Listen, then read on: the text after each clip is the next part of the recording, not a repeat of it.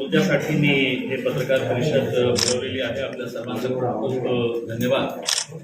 27 नोव्हेंबरला आम्ही एक घोषणा दिली होती की चलो मुंबई, आणि एक 3-4 असे मुद्दे आहेत ज्याच्यासाठी आम्ही सर्व महाराष्ट्रातले जे मुस्लिम समाजातले लोक आहेत त्यांना आम्ही आमंत्रित केलं होतं की आपल्याला मुंबईला जायचे आहे. पण 27 तारखेच्या कार्यक्रमाच्या बाबतीत आम्हाला पोलिसांकडून एक पत्र मिळालं की आम्ही परवानगी देत नाही, कारण करोना आहे. तर त्यावेळी मी त्यांना सांगितलं होतं की मुंबईमध्ये कार्यक्रम सुरू आहे, सर्व राजनैतिक पार्ट्यांची सभा सुरू आहे, आणि मी उदाहरण पण दिलं होतं की औरंगाबादमध्ये आपण एक मोर्चा काढला होता शिवसेनेच्या वतीने, नागपूरमध्ये मोर्चा काढण्यात आला होता भाजपच्या वतीने, शरद पवार साहेबांनी महाबळेश्वरमध्ये त्यांच्या युवा कार्यकर्त्यांचा खूप मोठा एक कार्यक्रम घेतला होता. तर ते सगळे असताना फक्त आमच्यासाठी करोना का येतो हे आम्हाला प्रश्न पडला होता. पण त्याचा मान ठेवून, आणि त्यांनी हे पण सांगितलं होतं की अमरावती आणि नांदेडमध्ये जे घडलेलं आहे ते बघून आपण हे परमिशन नाकारत आहे. म्हणजे तुम्ही अमरावतीचं उदाहरण देता, औरंगाबादचं उदाहरण का देत नाही की औरंगाबाद शांतीपूर्ण होतं, औरंगाबादमध्ये काही झालं नाही, आणि अनेक शहरामध्ये काही झालं नाही होतं, पण त्यांना आम्हाला द्यायचं नाही होतं. आणि स्पष्टपणे मला सांगायचे हे आहे की सरकारमध्ये बसलेले काँग्रेस आणि राष्ट्रवादी काँग्रेस विशेषकर त्यांच्या दबावाखाली हे पोलीस काम करत आहे, म्हणून आम्हाला ते परमिशन नाकारण्यात आली होती. त्याच दिवशी आम्ही निर्णय घेतला आमच्या पार्टीचे अध्यक्ष असदुद्दीन अवैसी साहेबांशी बोलून की आपण हे पुढे ढकला, आणि त्यांनीही मान्य केलं की आपण काही दिवसासाठी ते पुढे करू. आणि आम्ही 11 तारखेची डेट दिली होती, 11 डिसेंबरला आम्ही मुंबईला येणार आहे. अब त्याची आमची सगळी तयारी पूर्ण झालेली आहे. उद्या आम्ही मुंबईला जाणार आहे, आणि फक्त औरंगाबाद नाही पण महाराष्ट्राच्या वेगवेगळ्या शहरातून लोक मुंबईला येणार आहेत. सगळं काही जे निर्बंध हे आहे, प्रिकॉशन्स घेऊन ते सगळं आम्ही पालन करून तिथे जाणार आहे. आता ये सिर्फ एक मोर्चा नहीं है, ये सिर्फ एक रैली नहीं है. हम इसको तिरंगा रैली का नाम इस वजह से दिए है कि हमारी हर गाड़ी के ऊपर हम तिरंगा लगा के जाएंगे. उसका एक दूसरा मकसद ये है कि इस साल 75 साल हो गए हैं देश की आज़ादी को, और सरकार ने वजीर आजम ने कहा है कि साल भर अमृत महोत्सव मनाना है करके. तो हम अमृत महोत्सव भी मना रहे हैं. देश के प्रति हमारी आस्था, हमारी मोहब्बत वो भी जताने के लिए हम वहाँ पर कोई राजनीतिक हमारा झंडा लेकर नहीं जा रहे हैं, हम देश के तिरंगा लेकर जा रहे हैं. कल औरंगाबाद में अगर कम से कम भी अगर देखा जाए तो मेरे हिसाब से एक कितने नहीं वो ठीक है पुलिस का, लेकिन हमारे पास एक अंदाजे के हिसाब से हमारे पास 250 गाड़ियां सिर्फ औरंगाबाद से निकलेगी. 250 गाड़ियां औरंगाबाद से निकलेगी. हर गाड़ी के ऊपर जो है वो एक तिरंगा रहेगा, और हम मुंबई की तरफ जाएंगे. औरंगाबाद, अहमदनगर, पूना से होते हुए हम एक्सप्रेस वे लेके हम मुंबई की तरफ जाएंगे. अब आपने ये देखा होगा कि हमने अभी तक है तो हमारा वेन्यू फाइनल नहीं है. बहुत सारे लोग हमसे पूछ रहे हैं कि मुंबई में वेन्यू क्या है करके. हमारा वेन्यू फाइनल हो चुका है. हमारा परमिशन जो है वो हमको मिल चुकी है, लेकिन हम उसकी घोषणा इस वजह से नहीं कर रहे हैं कि पिछले 15 दिनों के अंदर हमने जो वेन्यू फाइनल किए थे, हमने पैसा भर डाले. पैसा भरने के बाद फिर वहां पे कहीं एनसीपी का नेता पहुंच गया कि कांग्रेस के मंत्रियों के फोन चले गए कि मतलब ये एमआईएम को ये हॉल देना नहीं, ये ग्राउंड देना नहीं करके, और ऐसा कैंसिल किया गया है. हमने इससे पहले जो है वो बीकेसी मांगा था. बांद्रा कुर्ला कॉम्प्लेक्स जो है वो मुंबई का सबसे बड़ा ग्राउंड है. हम चाहते तो आज़ाद मैदान ले सकते थे. आज़ाद मैदान भी बहुत बड़ा ग्राउंड है, लेकिन हमारे लिए छोटा पड़ा होता, तो इस वजह से हमने बीकेसी मांगा. तो पहले बीकेसी ने हमारे से पैसा ले लिया. बीकेसी ने कहा कि आप जाके पुलिस में परमिशन के लिए कर दीजिएगा. हम पुलिस के अंदर गए तो पुलिस ने कहा कि नहीं कोरोना है करके उन्होंने वापस कर दिया.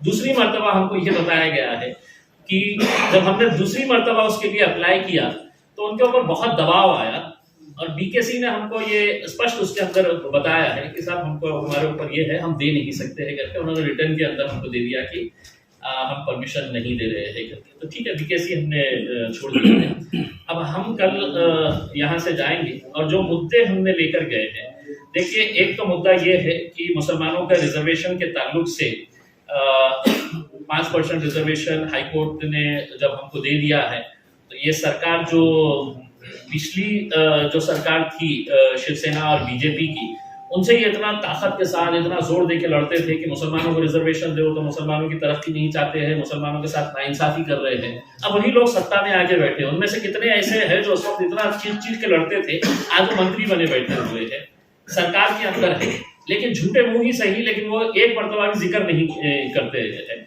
आपने खुद ने देखा होगा, लोकसभा के अंदर भी यही वो पार्टियां हैं जो मुसलमानों के वोट तो मांगती है, लेकिन सुप्रिया सुले वहां पे खड़े रहती है तो पहले मर्तबा खड़े रहती है कि मराठा को रिजर्वेशन देना है। फिर जब ओबीसी का मामला आता है कि ओबीसी रिजेक्ट हो जाता है, ओबीसी का रिजर्वेशन, तो वो दूसरी मर्तबा पार्लियामेंट के अंदर भाग के आते हैं और ओबीसी को रिजर्वेशन मिलना बोल के ये वहां पे पार्लियामेंट के अंदर खड़े रह के तो ये करते हैं।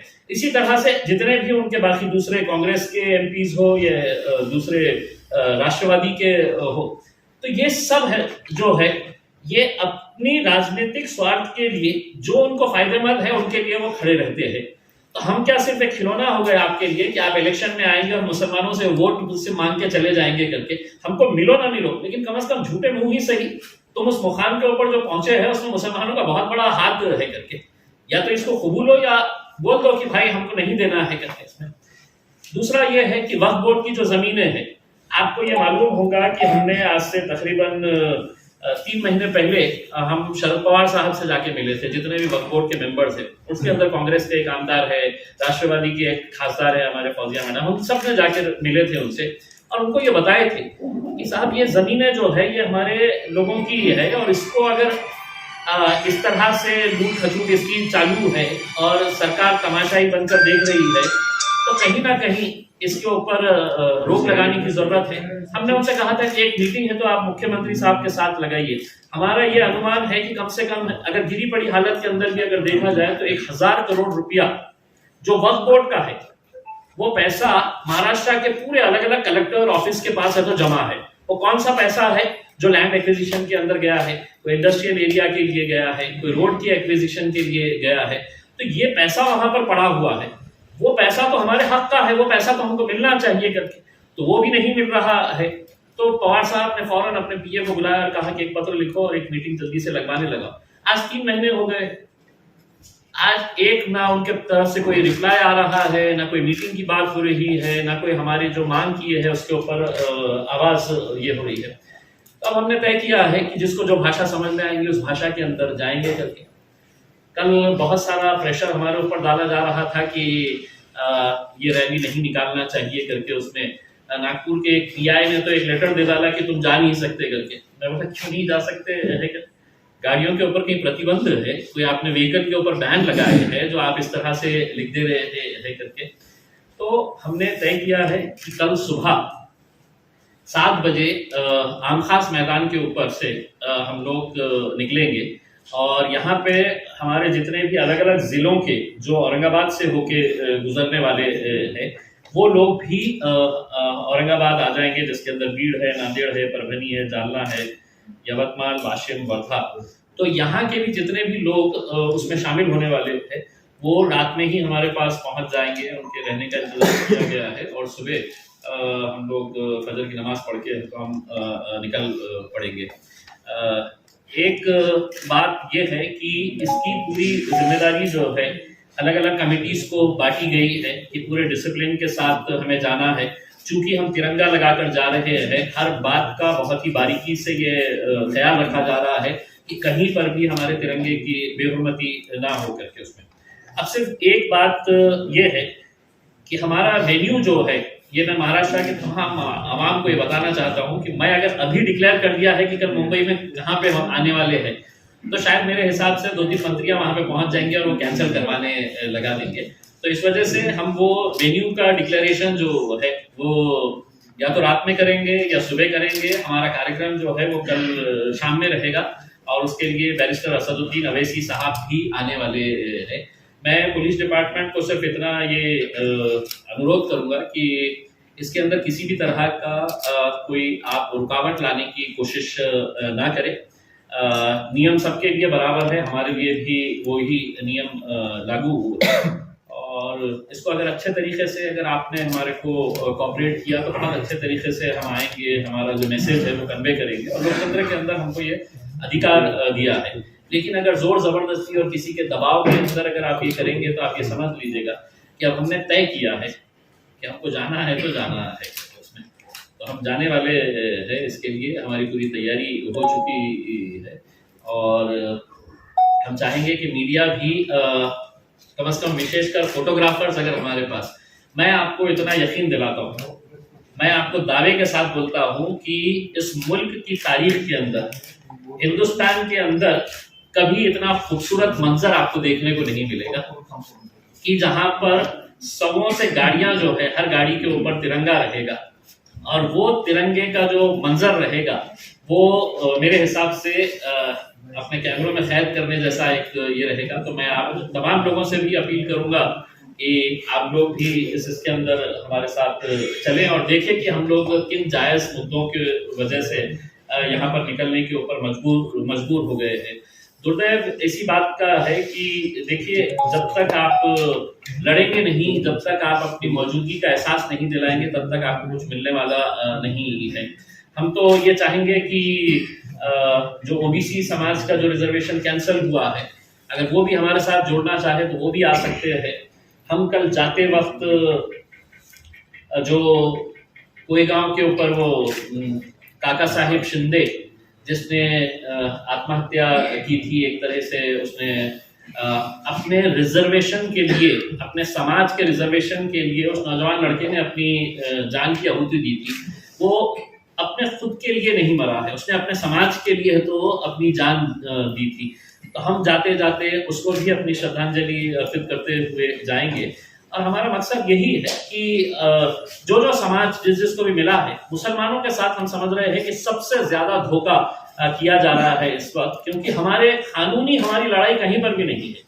आज अगर मराठास को नहीं मिल रहा है तो ये अदालत का मामला है, ओबीसी का कैंसिल हुआ है तो ये अदालत का मामला है, लेकिन मुसलमानों को तो पूरा है, तो 100% है। तो कोर्ट ने ही कहा है कि इनको एम्पिरिकल डाटा इनका ऐसा है कि जिसकी वजह से इनको मिलना चाहिए करके। लेकिन सरकार में बैठे हुए लोग, अब इस हमारे से ये सवाल किया जाएगा कि इसी वक्त क्यों, तो हाँ, हम यही वक्त इस वजह से चुने हैं क्योंकि अब यही नेता दोबारा हमारे चौखटों के ऊपर आने वाले हैं, दोबारा अपनी सभाएं सजाने वाले हैं, दोबारा हमारे लोगों को सपने दिखाने वाले हैं। तो हम उनसे दो सवाल तो करेंगे ना कि हमारी जमीनों का क्या हुआ है करके, हमारे रिजर्वेशन का क्या हुआ है करके। तो हमने सही वक्त चुना है, जाएंगे, लड़ेंगे और इसकी लड़ाई की शुरुआत है, समझ लीजिएगा। और एक चीज साफ तरीके से, अगर इसके अंदर कोई रुकावट आएगी, हम हमारा आंदोलन बहुत तेज करेंगे, बहुत तीव्र आंदोलन करेंगे। फिर उसके लिए अगर मराठा समाज का कोई लड़का अगर मर सकता है तो मुसलमान भी सड़क के ऊपर आकर अपनी लड़ाई को किस तरह से आगे बढ़ाएगा करके हमारी पूरी तैयारी उसके लिए। कितने लाख लोग मैं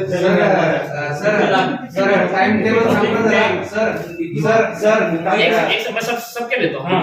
मुंबईतून कुठून सुरुवात होणार आहे तुमची आणि किती वाजता मुंबईतून सुरू होईल आणि कशी असणार आहे? नहीं, मुंबई रैली नहीं, रैली है तो महाराष्ट्र के अलग अलग इलाकों से निकल रही है। हमारे जैसे कोल्हापुर, शोलापुर से अलग टीम निकलेगी, हमारा इधर से नॉर्थ महाराष्ट्र से अलग टीम निकलेगी, हमारा विदर्भ की टीम अलग तरीके से निकलेगी और मुंबई में जाके हम एक जगह के ऊपर हमारी सभा होगी वहां पर, जिसको है तो असदुद्दीन अवैसी साहब संबोधित करेंगे। एक दूसरी बात मैं ये कहना चाह रहा हूँ कि ये पहली मर्तबा ऐसा हुआ है कि ठीक है, मैं MIM का एक खासदार हूँ। अब इत्तेफाक से ये है कि मुसलमानों का इकलौता एक खासदार महाराष्ट्र के अंदर है। पवार साहब एक आध जिताना चाहिए था, कांग्रेस वालों ने एक आध जिताना चाहिए था, तो हम उनके नेतृत्व में जाते थे। लेकिन अब इकलौता हूँ तो मैं इसको लीड कर रहा हूँ। लेकिन ये हमारा राजनीतिक मुद्दा नहीं है, ये एक हमारे मुसलमानों से जुड़ा हुआ मुद्दा है। इसीलिए हमने पूरे महाराष्ट्र के अंदर जितने कांग्रेस के मुसलमान लीडर हैं, जितने राष्ट्रवादी कांग्रेस के हैं, जितने समाजवादी पार्टी के नेता हैं, औरंगाबाद में जितने भी हमारे दूसरे पार्टियों के लीडर्स, कॉर्पोरेटर्स हैं, उन सबको हमने ये पत्र दिया है और उनको ये कहा है कि इलेक्शन के वक्त में आपको जिसका झंडा पकड़ना है, जिसका मफलर आपको डालना है, आप डालिए। लेकिन एक मर्तबा हम आपसे आजीजी से गुजारिश कर रहे हैं कि एक मर्तबा कौम के लिए, देखिए बाकी के वक्त में यही वो लीडर है जिनकी वजह से इन्होंने अपने जाती मफाद की वजह से अपने पार्टी को बहुत बड़ा बना दिया है, लेकिन अपने कौम को बहुत पीछे छोड़ दिए है। आज हम उनको ये कह रहे हैं कि आप हमारे साथ आइए करके। हमने हमारे जितने भी जिला अध्यक्ष है, समीर साजिद साहब हो गए हैं, शारिफ नक्शबंदी साहब हो गए हैं, इन्होंने अपने अपने लेटर हेड के ऊपर सबको पर्सनली जाके दिए हैं। एक मर्तबा एक मुद्दे के ऊपर साथ में आए। जलील सर,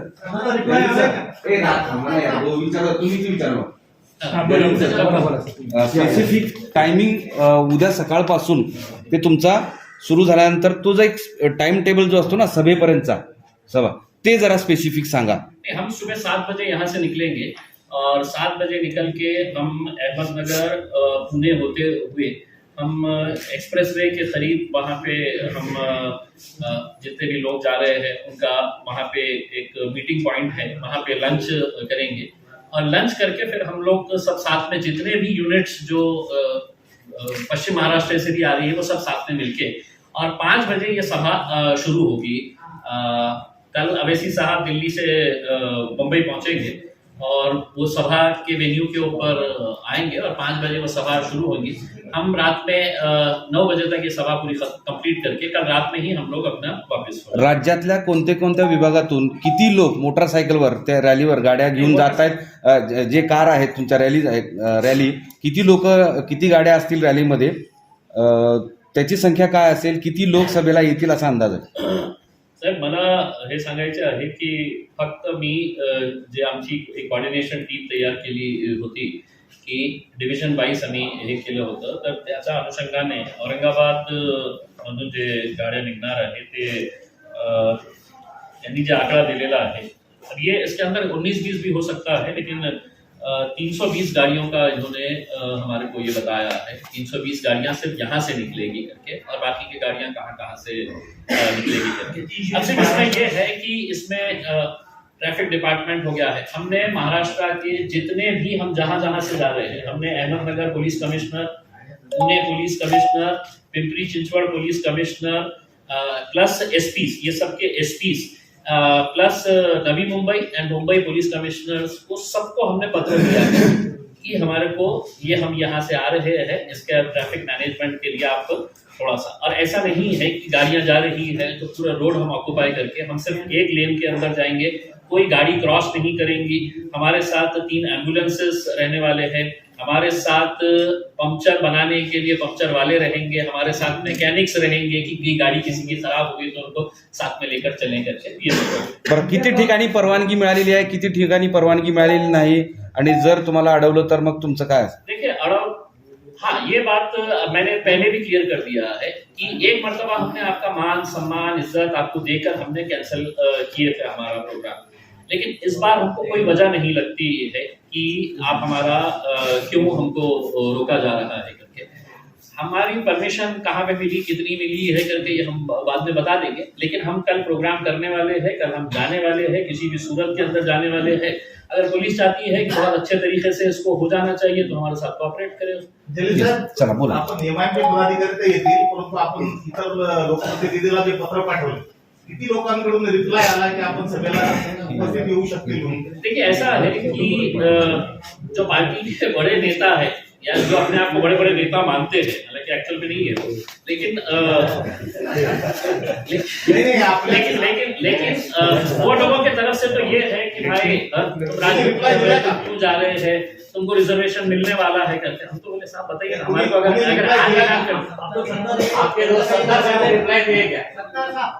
नहीं, सत्तार साहब ने नहीं दिए हैं, बल्कि सत्तार साहब सुनिए ना, सत्तार साहब का भी वो भाषण हमारे पास है कि जिसके अंदर उन्होंने गवर्नमेंट से लड़ रहे हैं कि मुसलमानों को रिजर्वेशन दो करके उसमें। अब अगर गवर्नमेंट अगर ये चाहती है, उद्धव साहब ने अगर आज के दिन ये ऐलान कर डाले है कि आने वाले अधिवेशन के अंदर हम ऑर्डिनेंस लेके आने वाले हैं मुसलमानों के रिजर्वेशन की, जैसा आपने लॉलीपॉप 2014 के अंदर मुसलमानों को दिए थे, लॉलीपॉप दिया गया था 2014 के अंदर इलेक्शन के बिल्कुल सर के ऊपर कि जब उनको मालूम था कि अपन हारने वाले हैं, मुसलमान अपने से दूर चला जाएगा, तो उन्होंने हमारे को एक ऑर्डिनेंस लेके आए, वो ऑर्डिनेंस लैप्स हो गया। अब सत्ता में आ गए, अब आपके पास तो बहुमत है और अब तो आपके पास तो शिवसेना भी है जो अपने आप को मुसलमानों कोणी येणार आहे का? इतर पक्षात आले. फौजिया खान मॅडम आपल्या सोबत असतात का मग याला त्या येणार आहेत का? जे आले त्यांच्या स्वागत, जे नाही आले त्यांना खूप खूप शुभेच्छा. जैसा कि अभी आप बोले कि मैं पहली बार मुसलमानों का एमपी हूँ असं म्हणाले, तुम्ही हे विसरले का की औरंगाबादचे एमपी आहेत? देखिए कुछ मुद्दों के ऊपर मेरे हिसाब से एमआईएम का स्टैंड बहुत क्लियर है. अगर ये मुद्दा, अगर कांग्रेस, राष्ट्रवादी कांग्रेस के कोई मुसलमान लीडर अगर उठाता, मेरे हिसाब से हम इस मुद्दे को हाथ नहीं लगाते. लेकिन उनकी खामोशी हमको मजबूर कर रही है कि सड़क के ऊपर आना पड़ेगा करके उसमें. और कोई बड़ी बात नहीं है, कोई बुरी बात नहीं है कि अगर मैं मुसलमानों के एक सबसे अहम मुद्दे के ऊपर अगर हाथ लगा रहा हूं. हम कोई गैर कानूनी बात मांग नहीं रहे हैं, जिसको कोर्ट ने एंडोर्स किया है, जिसको हाई कोर्ट ने एंडोर्स किया है, तो आओ और बोल डालो हमारे को कि साहब हम नहीं देंगे, मुसलमानों को नहीं देंगे हम किसी भी सूरत के अंदर. हमारे को अफसोस और दुख इस बात का है कि इनको देखकर गिरगिट भी शर्मा जाए कि मतलब जब विपक्ष के अंदर थे तो कैसा लड़ते थे कि देवेंद्र फडणवीस और शिवसेना के साथ कि मुसलमानों को दो करके. आज आने के बाद एकदम बिल्कुल भूल गए. फिर दोबारा आने वाले हैं, नगर परिषद के इलेक्शन के अंदर आएंगे, फिर मुसलमानों को बोलेंगे जो हम सेक्युलर है करके, ये एमआईएम जातिवादी है, कट्टर है करके. अरे तुम नेतृत्व करो ना. चलिए सत्तार भाई को नेतृत्व दे दे, मैं पीछे कार्यकर्ता बन के चलता हूं. ले लीजिएगा, फौजिया मैडम को दे दीजिएगा उसमें. किसी को तो भी बोलिए ना नेतृत्व करे करके उसमें. हमने क्या खामोश बैठ के हमें एक्सेप्ट कर लेना कि नहीं साहब वो नाराज हो जाएंगे, वो सेक्युलर पार्टियां हैं करके. क्या उसके किसका नंबर आएगा? वोट जमीनों के मामले में आगे किसका नंबर आएगा?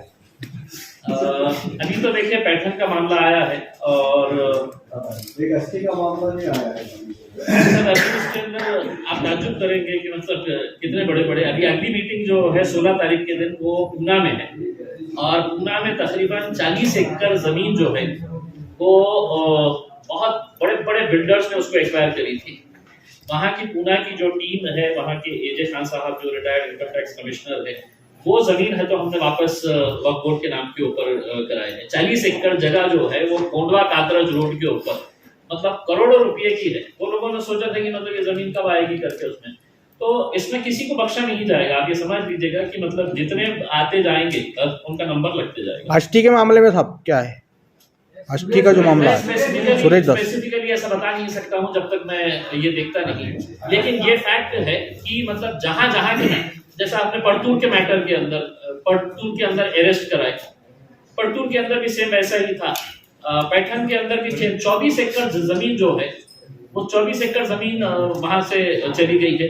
अब हमने सेंट्रल वक्फ काउंसिल को 3 जगह के लिए, सेंट्रल वक्फ काउंसिल के पास एक प्रपोजल है, उनके पास एक स्कीम है कि अगर वक्फ की जमीन है और वो जमीन को डेवलप करना चाह रहे हैं तो गार्डन की स्कीम है, गार्डन या प्लेग्राउंड की.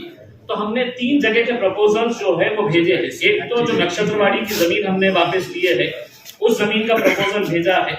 दूसरा मौलाना आजाद कॉलेज के पीछे जो रोजेबाग का जो ईदगाह है उसके पीछे की जो जमीन है वहां का एक दिए है और रेलवे स्टेशन के पास एक दरगाह की जमीन है. तो वहां का 4-4 करोड़ के 3 प्रपोजल्स भेजे हैं. तो हमारी उम्मीद है कि एक आध प्रपोजल तो हम कैसे भी उसको सैंक्शन करवा के लेके आएंगे. ये एक मुद्दा हो गया. अगर इससे ताल्लुक अगर सबका खत्म हो गया होगा तो एक छोटी सी बात ये हम ये कहना चाह रहे हैं कि आज के एक अखबार के अंदर ये आया है कि जालना रोड के ऊपर जो एक फुट ओवर ब्रिज बनाया जा रहा है 70 लाख रुपए उसके ऊपर खर्च किए जा रहे हैं. हमारा ये कहना है कि जब जालना रोड का नया प्रस्ताव बन रहा है, जब हम जालना रोड का पूरा नक्शा चेंज करने की बात कर रहे हैं तो ये रातों रात ये फ्लाईओवर क्यों बनाया गया है, फुट ओवर ब्रिज. मैंने इसके ताल्लुक से मैंने NHAI के जो चीफ जनरल मैनेजर है आशीष असाटी साहब, मैंने दिल्ली में इनके साथ 2 घंटे बैठकर चर्चा की है कि हमने जालना रोड को किस तरह से करना है. वो फाइनल हो गया. यहाँ पे आने के बाद आज पेपर के अंदर फोटो आई है कि वो उसको रातों रात है तो उन्होंने मुकुंदवाड़ी के पास है तो बना दिए है. सिर्फ ठेकेदार को फायदा पहुंचाने के लिए ये काम किया है. मैंने NHAI के CGM को और यहाँ के जो प्रोजेक्ट ऑफिसर है उनको हमने पत्र दिए हैं कि ये काम जालना रोड का फौरन रुकाया जाए, क्योंकि फुट ओवर ब्रिज जो है ये सिर्फ फेड प्रोजेक्ट है. सिद्धार्थ गार्डन के सामने अगर दिन में सुबह 6 बजे से लेकर रात में 12 बजे तक आप बैठो, अगर उसके ऊपर से 10 लोग भी चले गए, 10 लोग, तो तो यानी कि सिर्फ ये है कि ठेकेदार को फायदा पहुंचाने के लिए 70 लाख रुपए खर्च किए गए हैं, रातों रात होते इसको बनाने का काम शुरू किया गया है, तो ये फौरन रोका जाए करके ये हमारी मांग है। न्यायालय का भी उसी होगा, कोर्ट के सामने सब बनाए। बोगस आता है, वो उसका कोई इस्तेमाल नहीं होगा। तो आप लोगों से ये अनुरोध है, स्पेशली जो कैमरामैन है और हमारे वीडियोग्राफर्स है, कि कल सुबह 7 बजे आप आमखास मैदान के ऊपर जरूर आए। सर एक बाइट, सर लास्ट बाइट